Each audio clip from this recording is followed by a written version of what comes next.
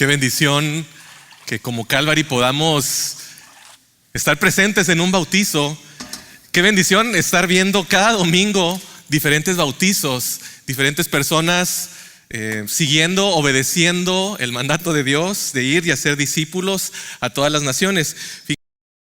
Mi esposa y yo fuimos misioneros en Italia por 2 años y créanme que no teníamos la bendición de estar viendo bautizos cada fin de semana. Durante esos 2 años solamente vimos 2 bautizos.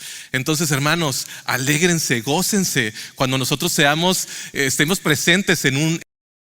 Créanme que eso es una experiencia muy bonita.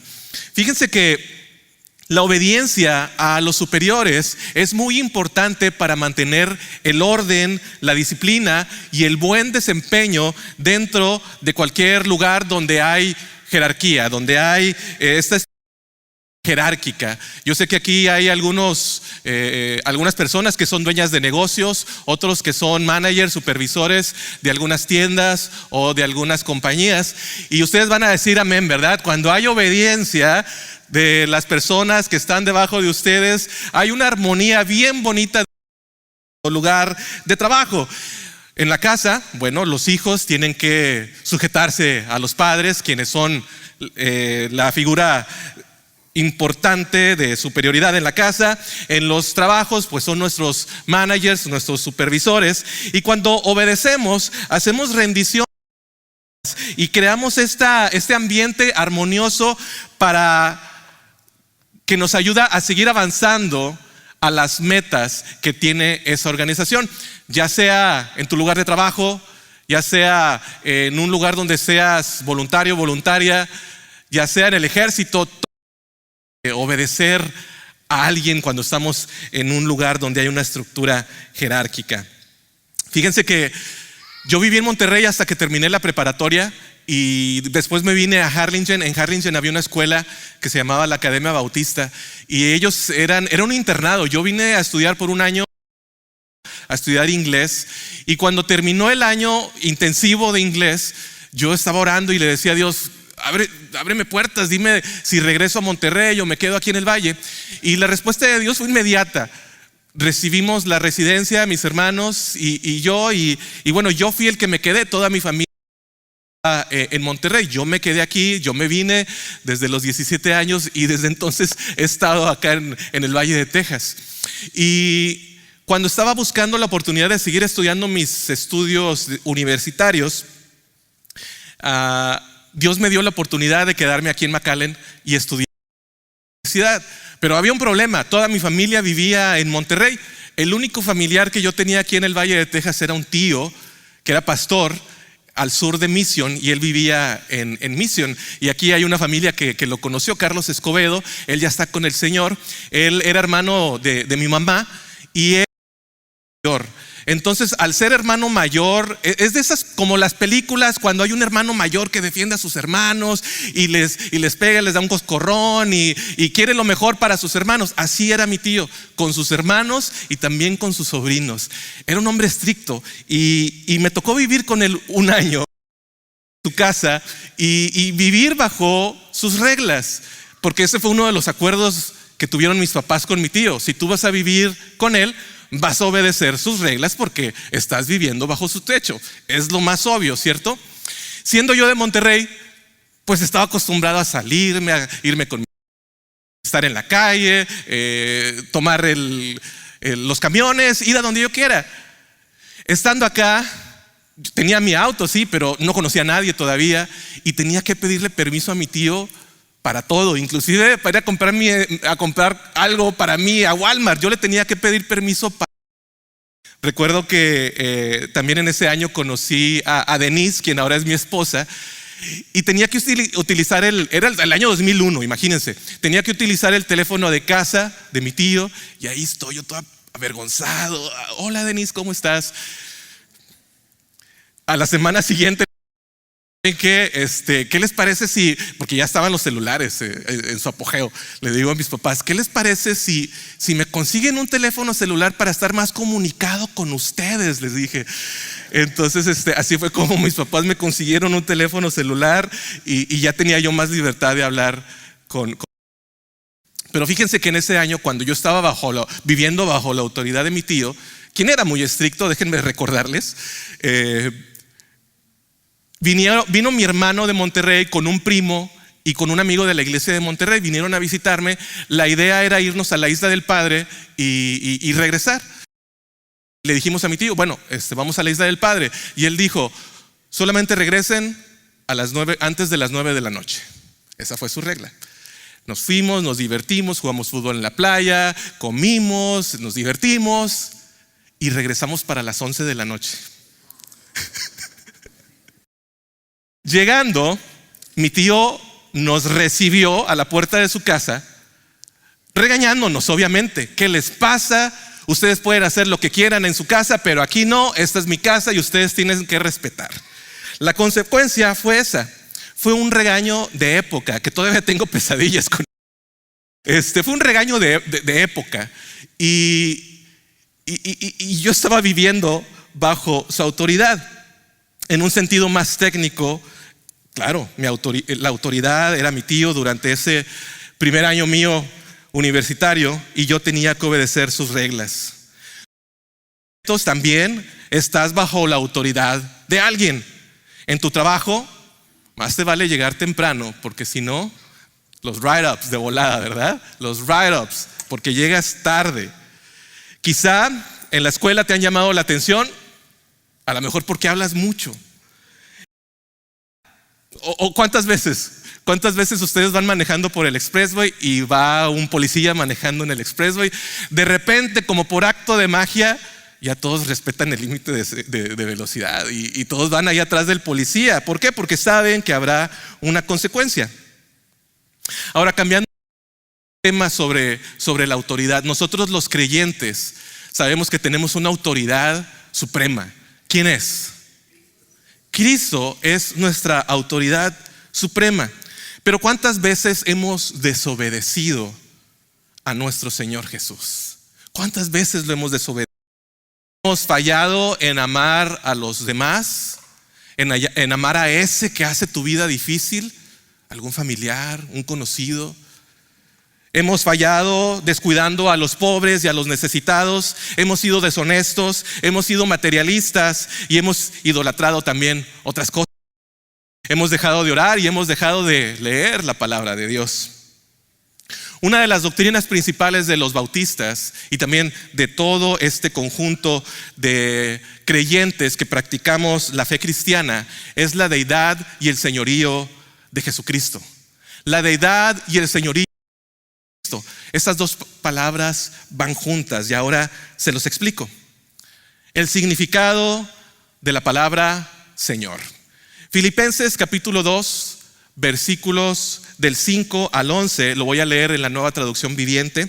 Filipenses capítulo 2, versículos 5 al 11. Tengan la misma actitud que tuvo Cristo Jesús.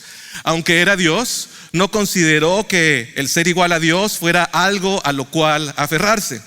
En cambio, renunció a sus privilegios divinos, adoptó la humilde posición de un esclavo y nació como un ser humano. Cuando apareció hombre, se humilló a sí mismo en obediencia a Dios y murió en una cruz como morían los criminales. Por lo tanto, Dios lo elevó al lugar de máximo honor y le dio el nombre que está por encima de todos los demás nombres, para que ante el nombre de Jesús se doble toda rodilla en la tierra y debajo de la tierra, y toda lengua declare que Jesucristo es el Señor, para la gloria de Dios Padre. Hablemos del significado de la palabra Señor. En términos generales, un señor es un dueño, un señor es alguien con autoridad, un señor es alguien que tiene sobre los demás. No me refiero al término que usamos nosotros normalmente por cortesía cuando no conocemos el nombre de alguien, aquel señor. No me refiero a ese término. Me refiero a alguien que está en autoridad sobre otros, a un señor, en inglés Lord. Ya sea alguien que es propietario de un ámbito determinado.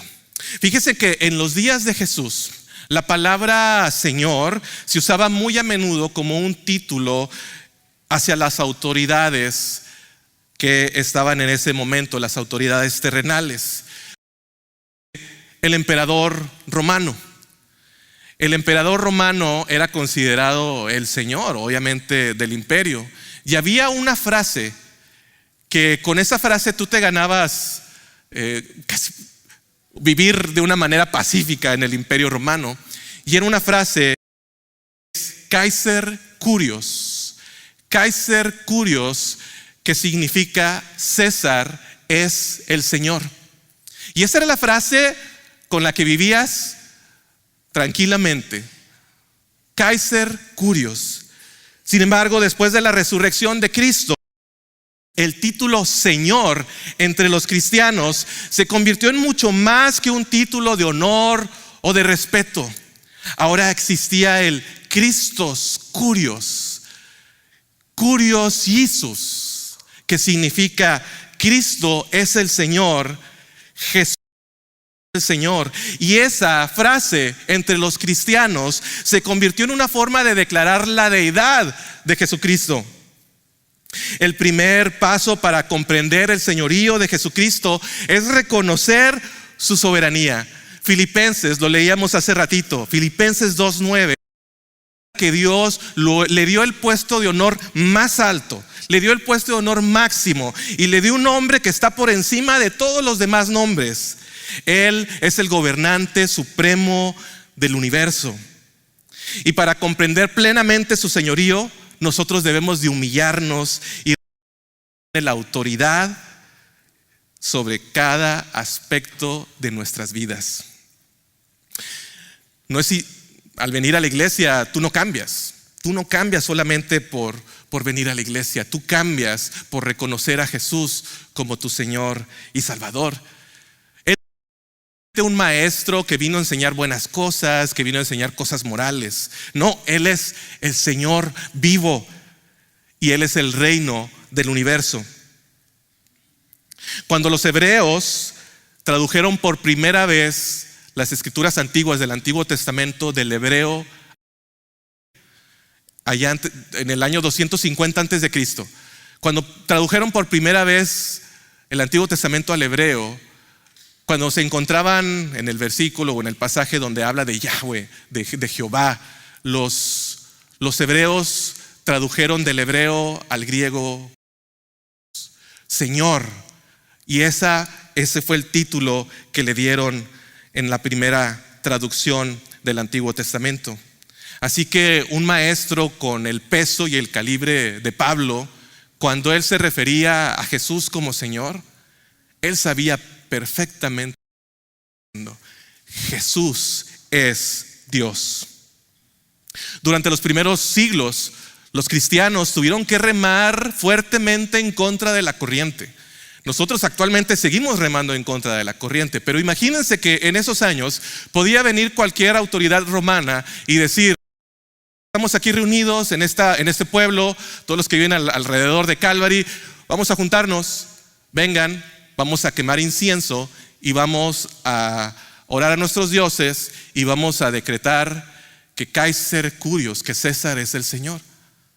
Había un hombre de nombre Policarpo, un hombre muy extraño, y quizá usted nunca ha escuchado de él, pero la Biblia obviamente no nos habla de él. No tenemos el texto bíblico sobre él, tenemos textos históricos sobre él. Él fue un discípulo del apóstol Juan. Él nació en el año 69 y murió en el año 55. Este hombre, Policarpo, llegó a ser el obispo, el pastor de la ciudad de Esmirna.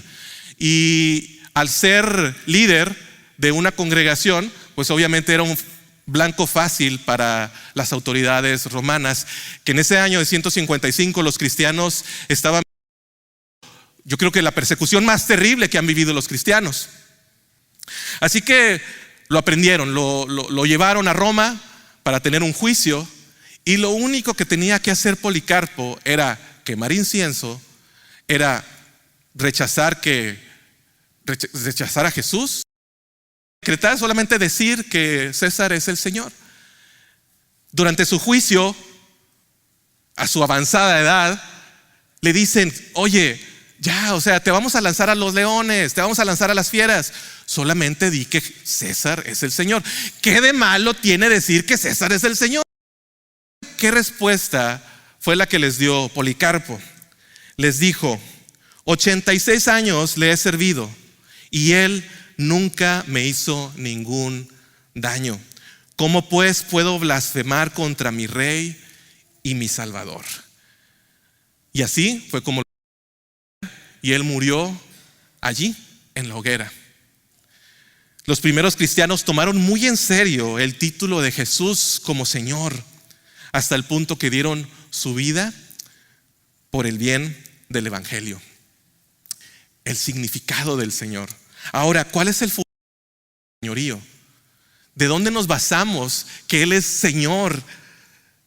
Juan nos cuenta en su evangelio, capítulo 20, versículos 24 al 29.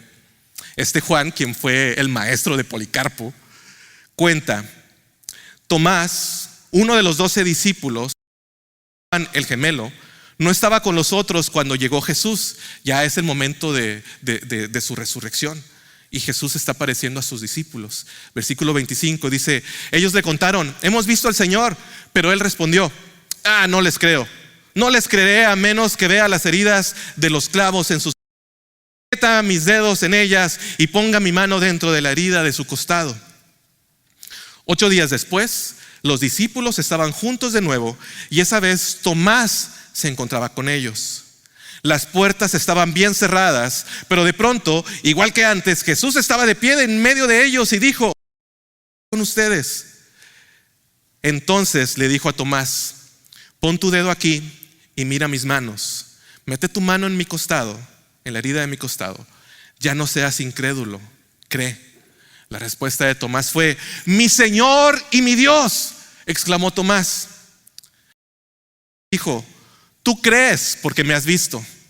Benditos son los que creen sin verme.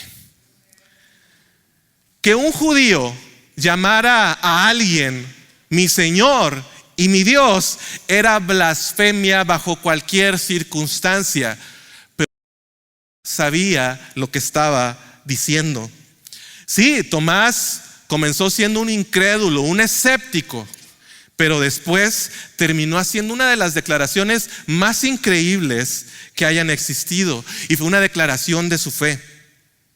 Ambas palabras, Señor, eran designadas solamente para Yahweh, para un judío, para un hebreo. Eran solamente designadas para él. Y Tomás lo que estaba haciendo era adorando a Jesús al expresar esas palabras. Y esa confesión fue muy significativa para él, ya que produjo en él. Tú cuando vienes a la iglesia no produce cambio. Cuando creces en una familia cristiana, eso no significa que va a producir cambio. Vas a ver un cambio en tu vida cuando reconozcas a Jesús como tu Señor y tu Dios. La exclamación, ese grito de Tomás, también debe de ser tu grito y decirle: mi Señor y mi Dios. Y saben, a partir de este momento, a partir de esta declaración de Tomás, los apóstoles tomaron esas palabras para referirse a Jesús. El sermón de Pedro en el día del Pentecostés, en Hechos 2:36, dice: por lo tanto, dice Pedro, está predicándole a toda la gente en ese día del Pentecostés. Dice: por lo tanto, que todos en Israel sepan sin lugar a dudas que a este Jesús, a quien ustedes crucificaron, Dios lo ha hecho tanto Señor como Mesías. Después Pedro igual estaba en la casa de Cornelio y dice: este es el mensaje de las buenas nuevas, de la buena noticia para el pueblo de Israel, que hay paz con Dios por medio de Jesucristo, quien es el Señor. Ahora les voy a mostrar algo acá en la pantalla. Su divinidad es el fundamento mismo de su señorío y autoridad. Su divinidad es el fundamento mismo de su señorío y autoridad. Porque Jesús tiene toda autoridad en el cielo y en la tierra. Él es el Señor incluso del día de descanso, del sábado. Él es nuestro único dueño y Señor, porque ahí lo encontramos en la carta de Judas capítulo 1. 4. Él es el Señor de todos los señores y eres el Rey de todos los reyes. Eso lo encontramos en Apocalipsis capítulo 17, 14. Y Él también es la imagen visible del Dios invisible. Ese es el fundamento de su señorío. Esas son nuestras bases de su señorío. Jesús mismo dijo a sus discípulos: ustedes me llaman maestro y señor. Y también a toda la gente que estaba ahí escuchándolo. En Juan lo reporta en capítulo 3. Ustedes me llaman maestro y señor. Y dice Jesús: y tienen razón, porque lo soy. También los apóstoles empezaron a comparar pasajes del Antiguo Testamento en sus cartas y hablando sobre el Señor Jesús. Y cuando hacían esa comparación, estaban refiriéndose a Jesús como el Señor. El profeta Isaías en el Antiguo Testamento, capítulo 8, versículo 13, dice: santifiquen al Señor de los ejércitos y solo a Él. Y Pedro, en primera de Pedro, capítulo 3, versículo 15, dice: honren en su corazón a Cristo, Señor. Así que tenemos nuestras bases y tenemos nuestros fundamentos para saber que el Señor es el dueño de todo. Sorprendentemente, Jesús dejó su trono de gloria, siendo el mismo Dios, tomó forma de hombre, vino a la tierra para por nosotros y rescatarnos de la perdición y de la muerte eterna. Y Dios le dio el puesto más honroso sobre todos y le dio un nombre que está sobre todo nombre, para que en el nombre de Jesucristo se doble toda rodilla y toda lengua confiese que Jesucristo es el Señor. Ahora, ¿cuáles son algunas de las implicaciones? ¿Qué conlleva? ¿Cuáles son algunas de las implicaciones prácticas del señorío de Jesús? ¿Qué debemos de hacer nosotros?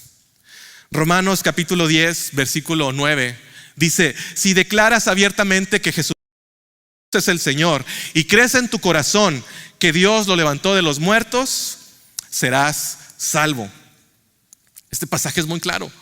Es muy claro. Si tú confiesas con tu boca que Jesucristo es el Señor y crees en tu corazón que resucitó, levantó de los muertos, serás salvo. Así de claro. Y eso también significa que nosotros no debemos de ver a Dios, a Jesucristo, como nuestro Salvador, sino también como el Señor, el dueño de nuestra vida. Verlo como nuestro Señor implica obediencia, implica sumisión y humillación de parte de nosotros. Obedecerlo. Cuando confesamos a Jesús como Señor, estamos diciéndole que Él es la autoridad suprema en nuestras vidas y le estamos dando el control de nuestras vidas, yendo a su voluntad, porque su voluntad es perfecta. Someterse al señorío de Jesucristo es la única manera de vivir una vida verdaderamente plena, una vida completa. No la vas a encontrar en otro lado. Hay que someter al señorío de Jesucristo. Y obviamente eso implica confiar en su voluntad. Les voy a contar un testimonio que ha sido uno de los testimonios más impactantes que he escuchado en mi vida. Yo trabajé para Radio Esperanza y en una ocasión nos tocó ir a visitar una ciudad y conocí a este hombre. Y por cuestiones de seguridad no voy a decir su nombre, pero este hombre nos contó que él pertenecía a uno de los carteles criminales en México, y este hombre perdió toda sensibilidad en cuanto a de las personas, drogadicción, violencia, incluso rituales satánicos.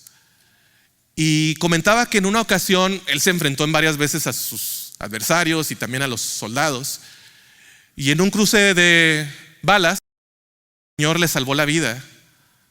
Él no murió. Y comentaba que los soldados lo llevaron a prisión. Él estuvo en prisión por algunos años. Y comentaba que en la prisión él comenzó a ver un grupo que era distinto. Era un grupo que obedecía las reglas de la prisión. grupo que se juntaban a orar, y era un grupo que leía la Biblia, y era un grupo que estudiaban sobre Dios. Uno de esos grupos comenzó a tener amistad con él y empezó a hablarle de Cristo, pero él se negaba, obviamente se negaba, por su naturaleza, por nuestra naturaleza, todos nos negamos. Ese hombre le regaló un radio y le dijo: ¿sabes qué? Te voy a regalar este radio. Nada más, no le dijo escucha tal estación, no, nada más le dijo: te regalo un radio. Y dice que en una de las noches, cuando él no podía dormir, estaba ahí sintonizando hasta que encontró Radio Esperanza, y comentó que él encontraba paz al escuchar en Radio Esperanza. Y escuchó en una ocasión a alguien que estaba ahí en la radio decir: si tú quieres tener vida eterna, lo único que tienes que hacer es darle tu vida a Jesucristo y confiar en Él como tu Señor y Salvador. Hizo la oración esta persona en la radio, y oración, dile a otra persona que tú has hecho esta oración. Entonces él hizo esa oración, fue con esas personas que eran distintas y les dijo: he aceptado a Cristo como mi Señor y Salvador. En ese momento lo juntaron, lo discipularon, y él dice que hizo una oración y dijo: si tú me das la libertad, yo te prometo que voy a predicar tu palabra. 8 años después, este hombre fue puesto en libertad, y ahora él es un pastor en una de nuestras ciudades fronterizas. Le ha platicado a ex compañeros criminales, y han puesto su fe y sus vidas en las manos de Jesucristo. Eso pasa cuando tú obedeces. Podemos experimentar ese cambio cuando tú obedeces. Que Jesucristo es nuestro Salvador, pero también es nuestro. Jesucristo mismo dijo: si me amáis, guardad mis mandamientos. En otras palabras, si me amas, obedece mis mandamientos. ¿Cuáles son sus mandamientos? Ahorita los vamos a ver. Ama al Señor tu Dios con todo tu corazón. Ama tu alma y con toda tu mente. Le dijo cuando le preguntaron una vez a Jesús: ¿cuál es el mandamiento de todos? Y él respondió así. Y dijo: pero hay otro que es igual a este: ama a tu prójimo como a ti mismo. Toda la ley, todas las exigencias de la Biblia, de los profetas, se basan en mandamientos. Jesucristo es el dueño de todo lo que vemos y todo lo que no vemos. Los planetas, el universo, las galaxias. Él es el dueño de todas las cosas. Él es el dueño de tu vida. Él es el dueño de nuestro planeta. Él es el dueño de todo, porque todo fue creado por medio de Él y para Él. Cuando confesamos que Jesucristo es el Señor, estamos manifestando nuestra convicción de que Él es el amo de todo, del universo. En Él fueron creadas todas las cosas. Así que quiero compartirte algunas cosas prácticas que tú puedes hacer para vivir el señorío de Jesucristo en tu vida. Ora, pídele a Él que te guíe, que te diga palabra, aprende sobre sus mandamientos, obedece sus mandamientos, confía en Él, confía en su voluntad y comparte tu fe con otros. Cuando vivimos el señorío de Jesucristo en nuestras vidas, experimentamos, ¿qué creen? Paz, amor, gozo, y todo, inclusive en medio del dolor. ¿Saben? Nuestra iglesia Calvary tiene 66 años desde que fue establecida Calvary. Calvary ha tenido 5 pastores, y en nuestro servicio de español vienen personas que son miembros de Calvary desde el principio. Uno de ellos, hermano Heflin, hijo del primer pastor de Calvary. 66 años hemos tenido 5 pastores. Y sí, en Calvary nosotros estamos pasando por un momento de transición. Y quizás es el primer momento de transición. Yo llegué cuando el pastor Rolando Aguirre estaba ya en el servicio de español. Pude ver cuando el Señor lo llamó también a otro lugar. Igualmente el pastor Julio Varela, y pude ver cuando el Señor lo llamó a otro lugar. Otro momento de transición. Y algunos de ustedes se han de estar preguntando, ¿qué está pasando en Calvary? ¿Qué está pasando en Calvary? Pues déjeme decirle algo. Lo que está pasando es que tenemos un liderazgo obediente a Dios. Eso es lo que está pasando.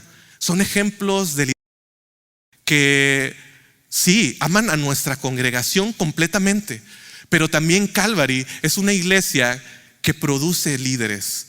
Calvary, tú que eres miembro de esta congregación, tú estás siendo un ejemplo en tu lugar de trabajo. Tú estás siendo un ejemplo con tu familia. Los líderes, ellos están obedeciendo y se están saliendo de su zona de confort. ¿Por qué? Porque saben y confían en su Señor y dueño, Jesucristo. Y Jesucristo es el dueño de Calvary. Y Jesucristo va a seguir firme y con pasos avanzando a nuestra congregación. Así que le pido que esté orando por nuestros siguientes líderes, porque estamos pasando ahora por otra etapa. Así que les invito, Calvary, a ti, tú que has puesto tu confianza en el Señor Jesucristo. Todos luchamos con la autoridad, es la verdad, todos luchamos con la autoridad. No luches ya con el Señor Jesucristo. Él es tu Señor y Él es tu dueño. Cualquier cosa que tú estés viviendo en estos momentos, confía en Él. Has puesto tu fe, tu confianza en el Señor Jesucristo. Hoy es el momento. Hoy es el momento. Así que vamos a orar. Y quiero que las personas que les gustaría reconocer al Señor Jesucristo como Salvador y Señor de sus vidas, quisiera que hagan esta oración. Vamos a cerrar nuestros ojos. Y si tú estás aquí en estos momentos escuchando este mensaje, quiero decirte que Jesús te ama y Jesús tiene lo mejor. Confía en Él. Ya no luches contra Él. Él es el dueño de todo. Y si tú quieres entregar tu vida, repite estas palabras. Señor Jesús, quiero pedirte perdón por mis pecados. Quiero pedirte por las cosas que he hecho. Te pido que cambies mi vida, entres a vivir dentro de mí y me guíes. Ayúdame a confiar en tu voluntad. Ayúdame a confiar y a creer que tú eres el Señor, dueño de todo. Todo esto te lo pido en el nombre de Jesús. Amén. Si tú hiciste esta oración, acércate a alguien ahorita al final. Acércate a mí. Habrá también otros hermanos con los que te puedes acercar y cuéntales si hiciste esta oración. Pero ahora esta invitación es para todos. Vamos a ponernos en pie. Vamos a humillarnos. Vamos a dejar de estar luchando en contra del señorío de Dios, porque Él es el dueño de todas las cosas. Y decirle, guíame. Así que oremos. Señor, venimos ante ti. Te pedimos perdón, porque por muchos años, quizá en algunas ocasiones, hemos sido desobedientes y Dios, nos ayudes a seguirte, a confiar en ti, que tú eres el Señor, tú eres Dios, dueño de todas las cosas y dueño de nuestras vidas. Gracias porque dejaste tu trono y viniste a este mundo de forma humana y diste tu vida por nosotros. Y así, al ser obediente a Dios Padre puso a Jesucristo como Señor de todas las cosas, lo puso en el honor más, lo exaltó en lo sumo, para que todo nombre, toda lengua confiese que Jesucristo es el Señor. Y nosotros, Señor, lo declaramos y lo confesamos. Todo esto, Dios, lo decimos en tu nombre, en nombre del Señor Jesucristo.